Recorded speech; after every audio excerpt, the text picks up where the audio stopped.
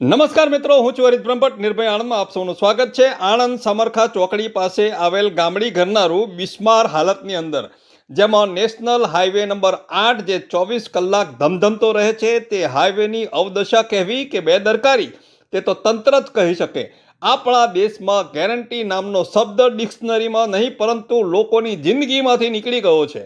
અંગ્રેજના સમયમાં જે બ્રિજો 50-50 વર્ષ સુધી પણ અડીખમ રહેતા હતા, તે આજે આજના યુગના લગ્ન જીવનના જેવા બની ગયા છે. ક્યારે ભંગાણ થાય, ક્યારે તૂટી પડે, કંઈ કહેવાય જ નહીં.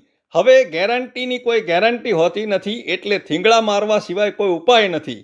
ગમે ત્યારે મોટો અકસ્માત કે મોટી જાનહાનિ થશે ત્યારે જ તંત્ર જાગતું થશે. જે રોડ ઉપરથી સેકન્ડે 30-40 ટન ભરેલા ડમ્પરો જેવા મહાકાય વાહનોની અવરજવર છે, તેને સરકારે ખાસ પ્રોટેક્ટ કરીને મજબૂતાઈની દ્રષ્ટિએ સૌથી શ્રેષ્ઠ માલ સામાન સળિયા, રેતી, કપચી, સિમેન્ટ વાપરવા જોઈએ. નહીં તો આવી જ રીતે છાસવારે ઠીંગડા મારવાનો વારો આવે છે. ક્યારેક આ મોટો અકસ્માત થશે તેનું કંઈ નક્કી નથી. જ્યારે ભોગ લેવાશે ત્યારે સરકાર જાગશે. આપનો હરીશ બ્રહ્મભટ્ટ. વંદે માતરમ. ભારત માતા કી જય.